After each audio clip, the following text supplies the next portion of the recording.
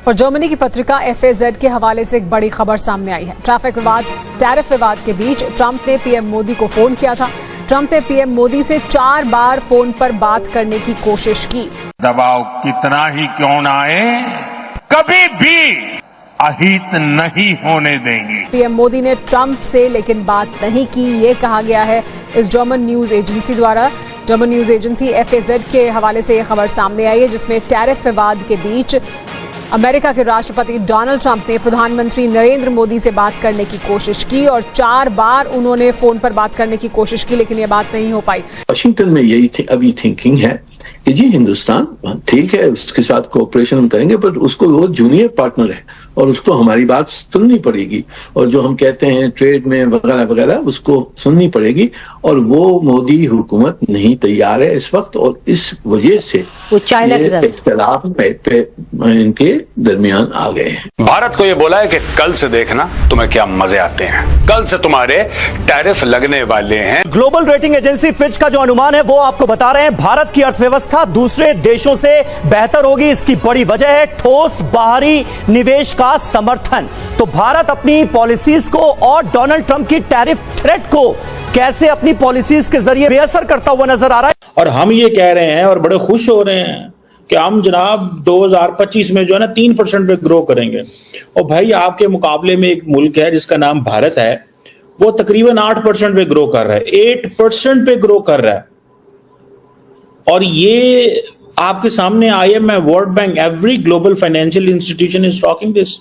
हम लाते हैं talk shows और अनलिमिटेड एंटरटेनमेंट सिर्फ YouTube पर। अगर आपने अभी तक हमारा चैनल सब्सक्राइब नहीं किया तो अभी सब्सक्राइब करें और बेल आइकॉन को क्लिक करके हमारी लेटेस्ट वीडियोस के बारे में अपडेट जानें। जैसे आपने फरमाया कि अमेरिका के साथ इंडिया के जेन्युइन स्ट्रेटेजिक टाइज हैं, अब क्या वो इरोड हुए हैं in any substantive way in the last 2 months? वो तो आई थिंक ऑन दैट, क्योंकि the big question is that India के साथ कितने ये मेजर स्ट्रेटेजिक क्वाड हुआ, I2U2 हुआ, ये ऑर्गेनाइजेशंस में ये दे आर पार्टनर्स, और अगेंस्ट चाइना भी इनकी they have a common dream. बिल्कुल सही है जी। मेरे ख्याल में देखें, इंडिया की जो स्ट्रेटेजिक प्रायोरिटी है वो यही होगी कि अमेरिका के साथ उनकी कन्वर्जेंस है, चाइना को कंटेन करने के लिए, चाइना को कन्वर्ट करने, बैलेंस करने के लिए उनकी कन्वर्जेंस है। और वो तो चाहेंगे कि वो वापस उनके ताल्लुकात उसी सिचुएशन में, उसी प्लेस में हो कि कोऑपरेशन उनकी जारी रहे। जो अमेरिका और स्पेशली जो प्रेसिडेंट ट्रंप की जो थिंकिंग है वो ये है कि जी अमेरिका ग्लोबल पावर है, सब में बड़ा पावर है, और जो अमेरिका कहता है वो छोटे जो मुल्क हैं उनको मानना चाहिए, और वो नहीं समझता है कि जी हिंदुस्तान हमारा इक्वल है। हिंदुस्तान समझता है कि जी अमेरिका को हमारी बहुत जरूरत है। ये गलती की उन्होंने, और जो वाशिंगटन में यही अभी थिंकिंग है कि जी हिंदुस्तान ठीक है, उसके साथ कोऑपरेशन हम करेंगे, पर उसको वो जूनियर पार्टनर है और उसको हमारी बात सुननी पड़ेगी, और जो हम कहते हैं ट्रेड में वगैरह वगैरह उसको सुननी पड़ेगी, और वो मोदी हुकूमत नहीं तैयार है इस वक्त, और इस वजह से वो चाइना के इख्तिलाफ इनके दरमियान आ गए हैं। पता है क्या पैगाम लेके बैठे हुए हैं? विकसित Bharat, which means making India a developed nation by 2047। यहां पे क्या होता है, यहां पे 10 साल मंसूबे आते हैं, 15 साल 20 साल आते हैं, हुकूमत उड़ा देते हैं, वो कहते हैं जनाब ये हुआ क्या। वो इसमें कामयाब है कि उनकी स्टॉक मार्केट बड़ा अच्छा परफॉर्म कर रही है ड्यूरिंग द इलेक्शन चल रहे हैं और उनकी मार्केट वो लगी हुई है, ठीक है जी। और वो कह रहे हैं कि हमारा एक ही मिशन है, इकोनॉमिक बूम। ये तब होता है जब आपकी जो फॉरेन पॉलिसी है, आपकी इकोनॉमिक पॉलिसी इंडिपेंडेंट हो, किसी के दबाव के नीचे नहीं आती है, और ये ऑटोनॉमी जो फायदा है वो कॉमन आदमी को मिल रहा है। दोस्तों, मोदी जी आराम से नहीं बैठे हुए। प्लीज अंडरस्टैंड, हमने अपने ट्रेड को डाइवर्सिफाई कर दिया, हमने नई पार्टनरशिप्स क्रिएट कर दी, और ब्रिक्स को, आपको मालूम है, हम ब्रिक्स को स्ट्रॉन्ग करते जा रहे हैं बिकॉज अब यूनिपोलर वर्ल्ड से हम मल्टीपोलर वर्ल्ड ऑर्डर की तरफ जा रहे हैं। भारत बहुत बड़ा उसके अंदर पिलर है। तुम ऐसे आंख दिखाओगे और इंडिया थर थर कांप। We are the largest nation by population on earth. तुम जैसों की गीदड़ भपकियों से डर गया इंडिया। कोई हमें ये नहीं कह सकता कि यार इससे खड़े, हम सुनते किसी की नहीं है वैसे, लेकिन फिर भी कोई ये कह नहीं पाएगा यहां से लो यहां से लो। हमारे पास खुद का है, हमें किसी और से लेने की जरूरत। Modi ji doesn't seem to be in the mood of backing down. There are of course a lot more things which are coming out. जैसे apparel sector के लिए कुछ चीज करी गई है, auto manufacturing के लिए बोला गया कि भाई boost your R&D and we'll give you more benefits.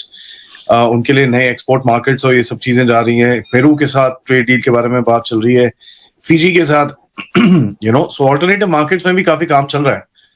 So what's happening here? What is India's policy going to be? Let's discuss with Pratik bhai. नमस्कार। नमस्कार आदि भाई। तो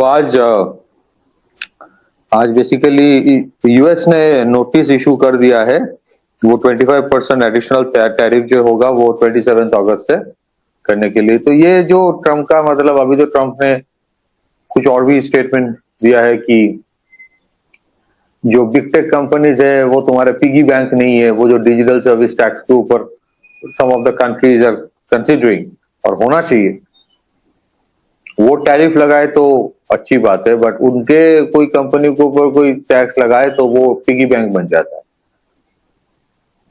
तो ये जो डीकपलिंग फ्रॉम यूएस है ना, ये Trump is actually facilitating it.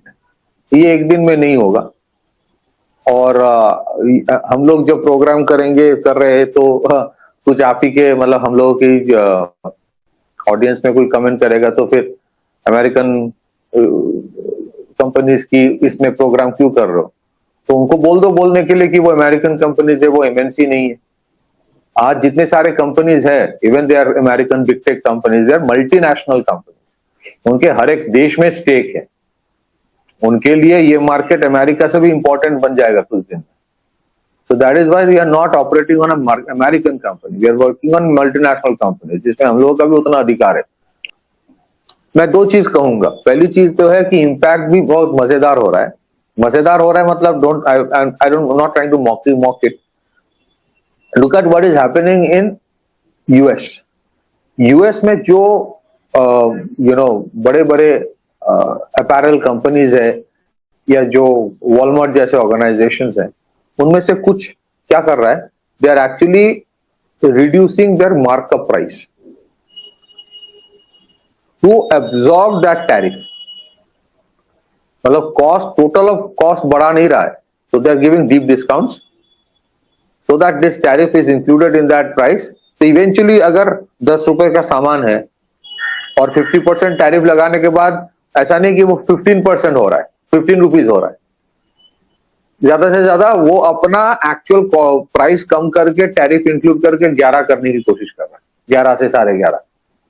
But ये और क्यों कर रहा है, क्योंकि उनको लग रहा है कि ये सारे टेम्परेरी। कह रही है कि मोदी क्यों पीछे हटे, उसको डट के रहना चाहिए, और मोदी अभी तक अच्छा खासा मुकाबला कर रहा है ट्रम्प का। जी, ये उन लोगों की, मैं कहता हूँ, तरक्की की रीज़न ही ये है कि वो लोग इकट्ठे होकर चलते हैं। जब उनका नेशनल इश्यूज आता है तो वो फिर पॉलिटिकल बेसिस पे अपने आप को डिस्ट्रीब्यूट नहीं करते।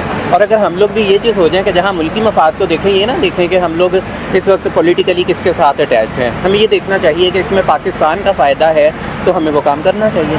तो आपको ये वीडियो कैसा लगा कमेंट बॉक्स में जरूर लिखिए। इस वीडियो को लाइक कीजिए, शेयर कीजिए, सब्सक्राइब करना ना भूलिए आपके चैनल EFCZ को। तो मिलते हैं अगली वीडियो में। जय हिंद।